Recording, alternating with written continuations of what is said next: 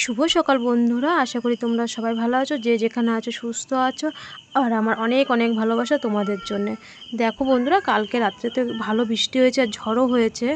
এর জন্যে আমি ঘুমেতে উঠেই আগে সাইকেলটা, প্রত্যেকদিনই সাইকেলটা আমার সাইকেলটা আমি তাড়াতাড়ি বের করে ফেলে আগে আমি ঘর উঠানটা ভাবলাম ঝাঁট দিয়ে নিই। এখন ঝাঁট দিয়ে নেবো ঘর উঠানটা। আর বাসনটা কালকে রাত্রে না আমি আমরা তাড়াতাড়ি খেয়ে বাসনটা মেজে ফেলেছিলাম, অনেক রাত্রিবেলা ঝড় বৃষ্টিটা হয়েছিল। আর দেখো প্রথমেই মানে দুটো দিন মাত্র ঝড় বৃষ্টি হতে না হতেই আমার বারান্দার দেখো মানে এই সানসেটের জল পড়ে পুরো মাটিটা কেটে গেছে। এখানে না আসলে টিন নেই, প্লাস্টিক দেয়া। মানে যখন বারান্দাটা এইদিকে নিয়ে এসেছিলো, ওই দিক থেকে বারান্দাটা ভেঙে মানে সামনের দিকে যে জায়গাটা বিক্রি করে দিলাম, ওই বারান্দাটা ভেঙে এসেছিলো, তখন টিনে আর হয়নি, এর জন্য প্লাস্টিক দিয়ে রেখেছে। এখন আপাতত তো এরকম থাক, মেয়ের আগে ট্রিটমেন্ট করতে হবে, কেননা এখন তো আমার 2 টাকা খরচা করা যাবে না। আর বৃষ্টি হতে না হতে জানো তো মানে এই পিঁড়াটা এরকম ভেঙে যায়। আর আমার এরকম প্রত্যেক দিন এরকমভাবে পিঁড়াটা সারাতে হয়, এইভাবেই চলতে হয়। শুভ সকাল বন্ধুরা, আশা করি তোমরা যে যেখানে আছো সুস্থ আছো, ভালো আছো। আর আজকে একটু যাই হোক গরম, 2 দিন ধরে গরম কম হয়েছে, বৃষ্টি হলো তো। আর ঘরে কারেন্ট নেই, তাই তোমাদের দেখাতে পাচ্ছি না। আর আমার এখন বাসি কাজ সারা হয়ে গেলো, আমার কাপড়ও ছাড়া হয়ে গেলো, দেখতে পাচ্ছি। এখন চা করব, দোকান খুলবো। আর যাই হোক চলো, তোমাদের সারাদিন আমার ভিডিও কি করি আর আজকে কি নিয়ে তোমাদের ভিডিও দিচ্ছি, নতুন ভিডিও। আর রিমি এখন ঘুমাচ্ছে, স্কুল নেই তো, আর অনেকটা রাত জেগে পড়ে বলে স্কুল নেই। এর জন্য আমি এখনও ডাকিনি। স্কুল থাকলে উঠে যেত, ওই স্কুল থাকলে 6:30টার মধ্যে উঠে যায়, 9টার মধ্যেও রেডি হয়ে যায়, 9:20 গাড়ি আসে। আর এখন হচ্ছে রিমির ওষুধটা দেবো, ওষুধটা দিয়ে এটাই আমার হচ্ছে 12 বছরের আমার সংসার লাইফ। মানে প্রথমে ওষুধ দিয়েই আমার জীবনটা শুরু হয়, মানে সকালটা শুরু হয়, ওর জীবনটা শুরু হয়, ওরও দিনটা শুরু হয় ওষুধ দিয়ে। আর আমারও সকালটা শুরু হয়, প্রথমে ওকে আমি ওষুধ দিয়ে নিই। ওষুধটা ভোরবেলায় দিই, কিন্তু আজকে যেহেতু ভাবলাম একটু লেটে উঠবে, এখন স্কুল নেই বলে একটু লেটে ওঠে, এর জন্য আমি বাসি কাজটা সেরে কাপড়টা ছেড়ে তারপরে ওকে আমি ওষুধ দিই। আর চলো তাহলে দেখা যাক আমার আজকের নতুন ভিডিওতে। তোমরা পাশে থাকো, সাপোর্ট করো। আর তোমরা তো পাশে আছোই, আমি সবসময় দেখতে পাচ্ছি, বেশ আমার ভালোই লাগছে তোমাদের সাথে কথা বলে, সবসময় এত ভালো লাগছে কথা বলে। দেখো আমাদের মতন মেয়েদের না কথা বলার মতন মানুষ না কেউ নেই সংসারে। আর আমরা যে সারাদিন এত কাজ করি, মানে সেটা কেউ বোঝে না শ্বশুরবাড়ির সংসারে। যে মেয়েরা ভাবে কি হাউস ওয়াইফ মানে ওরা বেকার, ওরা শুধু সংসারে কাজ করে। কী কাজ করে স্বামী, এরকম হয়তো ভাবে। স্বামীরা বাইরে থাকলে ভাবে কেউ কী কাজ করে, আমাদের কোনো কাজ নেই। যে দোকান সামলাতে হয়, মেয়ে সামলাতে হয়, অসুস্থ মেয়ে, সংসারের সব কাজ, শ্বশুরকে ঠিক মতন টাইম মতন খাওয়া দিতে হয়, সেটা যেন তো কেউ বোঝে না। আর এই যে আমরা যে বলো, আমরা যারা এই মানে সারাদিনের ভিডিও ছাড়ি, আমিও তো সবার ভিডিও দেখি, মানে ভালো লাগে, কত সুন্দর ভিডিও করে সবাই। এটাই তো আমাদের মানে ভালো লাগে, মানে আমরা মনের কথা দুটো বলতে পারি, যে তুমি শুনছো, আমি কারোর ভিডিও শুনছি, এটাই আমাদের আনন্দ। না হলে আমাদের না মেয়েদের মানে সাধারণ ঘরে বউদের কথা শোনার মতন না কেউ নেই। যে স্বামী বলো আর যেই বলো, কেউ নেই আমাদের। তাই এই যে আমরা যে কথাগুলো শেয়ার করি, কত ভালো লাগে বলো। যাই হোক চলো, আজকে এই এখন চা করব, দোকান খুলবো, মেয়েকে ওষুধটা দিয়ে ব্যাস।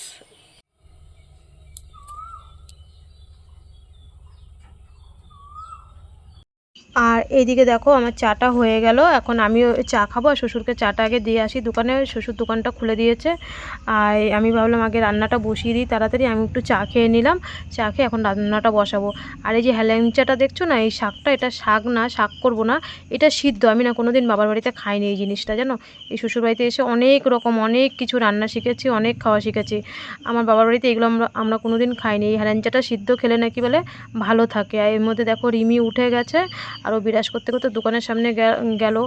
আর এইদিকে এসে মানে পড়তে বসে গেছে। ও যেই জামাটা পরে বিরাজ করছিল ওটা পরে পটিতে গেছিলো। আমি ওকে ছোটোবেলার থেকেই শিখিয়েছি যে সকালবেলা উঠে যে পটি করার পরে যে হাত মুখ ধোয়ার পরে জামা ছেড়ে পড়তে বসতে, আর ও সেইভাবেই করে। আর এইদিকে দেখো আমি রান্নাটা এখন বসাবো তাড়াতাড়ি করে। ও যেহেতু ঘুমের থেকে উঠে গেছে, একটু চা বিস্কুট দিয়েছি। আর সকালবেলা কি রান্না করবো, ভেন্ডি ভাজলাম আর বেগুন ভাজলাম। বললো হ্যাঁ মা আমি এই দিয়েই খেয়ে নেবো। ওকে যা দিয়ে দিই ও তাই দিয়েই খেয়ে নেয়, খাওয়া নিয়ে কোনো ঝামেলা করে না। আর এদিকে দেখো আমার রান্নাটাও মানে কমপ্লিট হয়ে গেলো তোমাদের সাথে গল্প করতে করতে। আর ওই যে হেলেঞ্চা শাকটা দেখলে না, এটা খেলে নাকি বলে পেটের মানে আমার শ্বশুর বলে রোগ বলে, মানে পেটটা ভালো থাকে যাদের পেটের দোষ আছে। তাই আমার শ্বশুরকে সিদ্ধ করে দিই, আমিও খাই, মেয়ে খায় না। মেয়ে ভেন্ডি ভাজা দিয়ে আর বেগুন ভাজা দিয়ে ও ভাতটা খেয়ে নিল।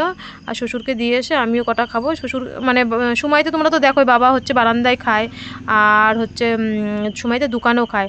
আর দেখো এই কচুরলতিগুলো 3-4 দিন হয়ে গেছে এনেছে, আমি ভেলোরের থেকে আসার পরে, কিন্তু আমি রিমির জন্য এদিক ওদিক দৌড়াদৌড়ি করছি বলে কচুরলতি ভাবছি কি আজকে আর করবো না। আমার না কাটতেও ভালো লাগে না। রিমি দেখো জানো তো, বলতে নেই ঠাকুরের আশীর্বাদে, ও সব কাজে আগ্রহ আর সব কাজ পারে। আর দেখো রিমি সব লতিগুলো কেটে ফেললো। বললো মা আমার তো পড়া কমপ্লিট, আর স্কুল নেই বলেই হয়তো করে দিল, কোনো দিন আমি কাজের কথা বলি না। দেখো লতি আর ওই যে আমটা যে দেখলে, ওই আমটা দিয়ে টক ডাল করলাম। কদিন ধরে মানে লাউ ডাল এই পেঁয়াজ ডাল খাচ্ছিলাম, তাই শ্বশুর বললো কি আজকে একটু আম দিয়ে ডাল কথায় একটা আম এনে দিল। আর যাই হোক দেখো আমার এদিকে দেখো আমার রান্নাটা কমপ্লিট হয়ে গেল। এখন আমি ঘর বাড়িটা ঝাড় দিয়ে নেব, ঝাড় দিয়ে তারপরে ভাবছি স্নান করব, স্নান করে হচ্ছে আবার ভাত তো দিতেই হবে, বেলা হয়ে গেছে বোঝোই তো। আর এখন আমি ঘর বাড়িটা তাড়াতাড়ি করে আগেই ঝাড় দিয়ে পয় পরিষ্কার করে স্নানের আগে একবার ঝাড় দিতে হয়, আবার বিকালবেলা ঝাড় দিই। আর এটাই হচ্ছে আমার বাড়ি। তোমরা দেখতেই পাচ্ছ ওটা আমার ভাসুরের ঘর। ভালো ওই যে দেখতেই পাচ্ছ আমি জুম করে তুলেছি, ওটা আমার ভাসুরের ঘর। আর এই যে দেখো আমার যে 2 কাঠা জায়গাটা ছিল, যে এই 2 কাঠা জায়গাটা আমি রিমির এই বিএমটি করার জন্যে আমি বেচে দিয়েছি। আর জানো তো এই যে এটাই হচ্ছে আমার ঘর। আর আমার যে সামনের ঘরের বারান্দাটা দেখো, বারান্দাটা আমার এই পাশেই ছিল যখন জায়গাটা বেচেছি। জানো এই 2 কাঠা, এই আমার মাত্র মানে আমাদের এই বাড়িটা পুরো 5 কাঠা, এই যে বাড়িটা পুরো 5 কাঠা দেখতেই পাচ্ছ। ওটা আমার ভাসুরের ওই যে 2 কাঠাটা, যে ওই 2 কাঠার মধ্যে ভাসুরের ঘর। আর এইখানে মাঝখানে রিমির বাবার নামে জায়গাটা ছিল। আর এই যে সীমানা, এই অবধি এই সীমানাটা আমি বিক্রি করেছি ওই আমার ভাসুরের ঘরের পরের থেকে এই অবধি। আর এটা হচ্ছে রাস্তা আমাদের।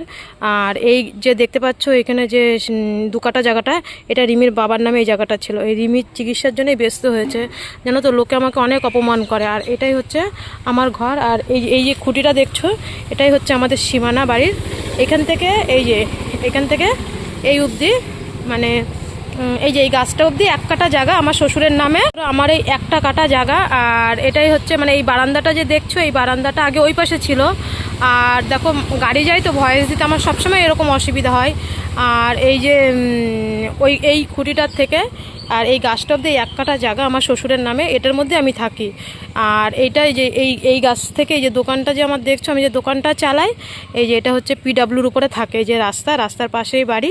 এবার জানো তো সবাই আমাকে অনেক অপবাদ করে যে আমি ভিটে বাড়ি বেচে দিয়েছি। হ্যাঁ মানে আমি কেমন মেয়ে যে ভিটে বাড়িও রাখতে পারিনি বসত বাড়িতে। সবাই আমাকে অপমান করে যে আমি ভিটে বাড়িটা রাখতে পারিনি, আমি কেমন মেয়ে। তারপরে ওর বাবাকেও অপমান করে, পাড়ার লোক তো করে, আর সবথেকে বেশি করে নিজের যা ভাসুররাই অপমান করে। যে ওরা কিন্তু আমার মনের পরিস্থিতি বুঝতে পারে না যে আমার সন্তান যদি আমার বুকে থাকে, আমার ভিটে বাড়ি দিয়ে কী করবো, আমি পিডাব্লিউর উপরে থাকবো। আমার তো একটাই মেয়ে, বলো আমি তো আর কোনো দিন বাচ্চা কাচ্চা নিতে পারবো না। তোমরা তো মারা তো জানো যে একটা সন্তান তাকে জন্ম দিয়ে হারানো কত কষ্ট। আমি তো বলো কাজ করে, লোকের বাড়ি কাজ করে, তারপরে ওর বাবা সেন্টারিং করে দোকানটা কোনো রকম চালিয়ে আমি মেয়েটাকে আজকে 12 বছর ধরে আমার বাবার বাড়ির থেকে পুরো হেল্প এই মেয়ের চিকিৎসার জন্য দিয়ে আমি এই মেয়েটাকে আজকে বাঁচিয়ে রেখেছি 13টা বছর ধরে। 8 বছর ধরে ভেলুরে যাই, তোমরা তো ভিডিওতে তো দেখেছোই। তা জানো তো এই যে বসত বাড়িটা বেঁচে দিয়েছে, সবাই আমাকে ছোটো বড়ো খুব মানে কটু কথা বলে, খুব অপমান করে যে ভিটে বাড়ি পর্যন্ত বেঁচে খেয়ে ফেলেছে, ভিটে বাড়ি বসত বাড়িটা সেটাও পর্যন্ত রাখতে পারিনি, বাপ দাদুর জায়গা। মানে পাড়া প্রতিবেশীও অনেকে অপমান করে, আর নিজের বাড়ির লোক তো মানে যারা তারা বেশি আরও সবথেকে অপমান করে, জানো না। তাই আমি খালি বলি যে আমার মেয়ে যদি সুস্থ হয়ে থাকে, যদি মেয়েকে আমি যদি ঠিক মতন মানুষ করতে পারি, তৈরি করতে পারি, এরকম জায়গা ঠিক আমি কোনো দিন না কোনো দিন কিনতে পারবো। কিন্তু এটা কেউ বোঝে না যে ওর মেয়েটার জন্য ও ঋণ হয়ে গেছে, যে ভিটে বাড়িটা বেচে দিয়েছে। কেউ কি ইচ্ছা করে কেউ কোনো দিন মানে বসত বাড়ি শ্বশুরবাড়ি বাপ ঠাকুরের বাড়ি কেউ কোনো দিন বিক্রি করতে চায়? তোমরা বলো। আমি তো শ্বশুরবাড়িতেই থাকি, যে না আমি এখান থেকে বিক্রি করে ভাড়া বাড়িতে চলে গেছি কি কোনো জায়গায় চলে গেছি। আমি শ্বশুর আমাকে যেমন দেখে এনেছে, আমি তো যেমন শ্বশুরকে নিয়েই থাকি। শ্বশুরকে আর এক ছেলে আছে, কেউই মানে দেখে না। আমি তো শ্বশুরকে নিয়েই আছি বলো, এই দোকানটা চালিয়ে আমি যে 2 পয়সা ইনকাম করি, রিমির বাবা যেটুকু কাজ করে, আমার অনেক লাখ লাখ টাকা আমার ঋণ নেওয়া, বন্ধন, তারপরে আরও স্টেট ব্যাঙ্কে অনেক এই রিমির বিএমটির জন্য, মানে আগেও তো নিয়েছি, এখন তো আরও বেশি নিয়েছি। এবার ওর বাবা যেইটুক পাঠায় সামান্য সেন্টারিং কাজে, তোমরা তো জানোই 400-500 টাকা করে পেয়ে তার খাওয়া খরচা দিয়ে কতটুক থাকে সেই টাকা পাঠায়। আর এই মেয়ের পুরো চিকিৎসার দায়িত্ব ছোটোবেলার থেকে আমার বদ্দা আর বাবার থেকে বদ্দাই বেশি দেয়। ওদের একটু চাষবাস জমি আছে, বড়দাই বেশি দেয় পুরো মেয়ের ট্রিটমেন্ট। কিন্তু আমি কোনো দিন শ্বশুরবাড়ির থেকে কোনো একটা টাকা কেউ আমি যদি আমার আশেপাশে সবাই ভিডিও যদি দেখে, যেটা সত্যি আমি সেটাই বলবো, শ্বশুরবাড়ির থেকে কেউ কোনো দিন, আমি 13 বছরে কেউ আমাকে 10 টাকা দেয়নি যে না তোমার মেয়ের জন্য ডাক্তারের কাছে যাচ্ছ 10 টাকার বিস্কুট খেয়েও। এই যে ওর আগে অপারেশন হয়েছে, তারপরে সিএমসিতে 8 বছর ধরে যাচ্ছি, কেউ কোনো দিন বলে না তুমি এই 10টা টাকা নাও, নিয়ে তুমি হচ্ছে মানে শ্বশুরবাড়ির নিজের গোষ্ঠীর কথা বলছি, যারা মরলে আমি ওষুধ খাবো, আমি মরলে তারা ওষুধ খাবে, কিন্তু আমি শ্বশুরবাড়ির সবার সাথে মিল দিয়ে চলি, যে আমাকে না দিক, আমি কারো আমার সাথে কেউ না মিশুক, আমি গরিব তো, আমার মেয়ের এখন ট্রিটমেন্টের জন্য অনেক টাকা লাগবে, এখন অনেকেই মিশা বন্ধ করে দিয়েছে, এমনি এমনি কথা বলাও সবাই বন্ধ করে দিয়েছে। তবু আমি কিছু মনে করি না, যদি ভগবান আমার কোনো দিন দেয় আমি যেন সবাইকে সাহায্য করতে পারি। আর বলো, কেউ তার শ্বশুরবাড়ির নামে বদনাম করে না। আমার এমনি শ্বশুরবাড়িতে আমার শ্বশুর শাশুড়ি তো খুবই ভালো মানুষ ছিল, শাশুড়ি মা তো খুবই ভালো মানুষ ছিল, উনি মারা গেছে 5 বছর হয়ে গেছে। আর শ্বশুর তো নিজেই দেখে এনেছে, নিজেই মেয়ের মতন, উনি আমাকে দেখে বিয়ে বিয়ে দিয়ে নিয়ে এসে তার ছেলের সাথে। আর কেউ তো মানে নিজের ভিটে বাড়ি, আমি যে ভিটে বাড়িটা বেচেছি, আমি তো ইচ্ছা করে বেচিনি, আমি যে 2,40,000 টাকা বেচেছি, টাকাটা তো আমার মেয়ের চিকিৎসার জন্যই আমি দিয়েছি, আমি তো লোকের থেকেই সাহায্য তুলছি। কিন্তু লোকে ভাবে কি আমি ভিটে বাড়ি বেচে দিয়েছি, সবাই অপমান করে, অপবাদ দেয়। আমি বলি কি থাক, তোর অপমান দে, অপবাদ দে, নাই বা মিশলাম কারোর সাথে, আমি তো সারাদিন দোকান নিয়ে মেয়েকে নিয়েই ব্যস্ত থাকি, কারোর বাড়িতে যায়ও না। আর না বা মিশুক, যদি কোনো দিন মেয়েকে দাঁড় করাতে পারি তোমাদের আশীর্বাদে, যদি মেয়েকে সুস্থ করতে পারি, সেদিনকে জবাব আমি দিতে পারবো। এবার তোমাদের কাছে দেখো আজকে বলছি বলে তাই তোমরা জানতে পারছো।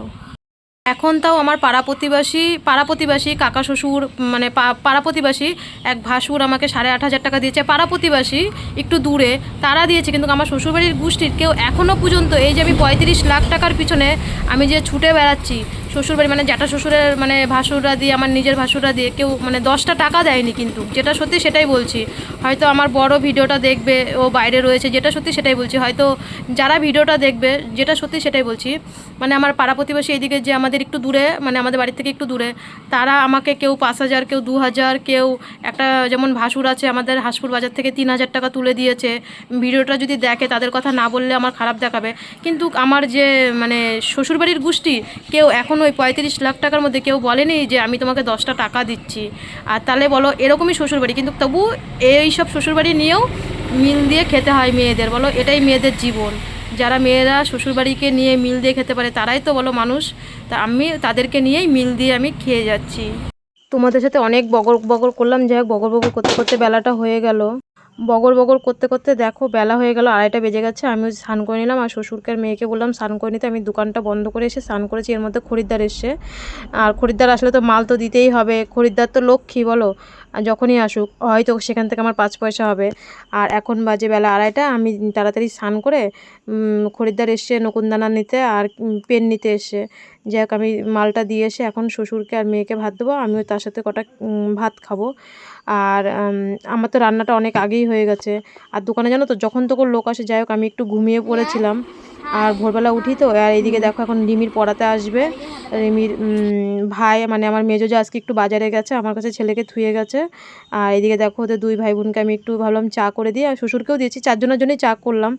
আর আমি সন্ধ্যেবেলায় প্রত্যেকদিন সন্ধ্যেবেলায় ঘর গুছাই, কেননা সারাদিন তো এইদিক ওইদিক কাজ করি, আর এইদিক ওইদিক রিমির জন্য আমার সাহায্য চেতে হয়, কি করবো, একা মানুষ তো, একার উপরে সংসার তো।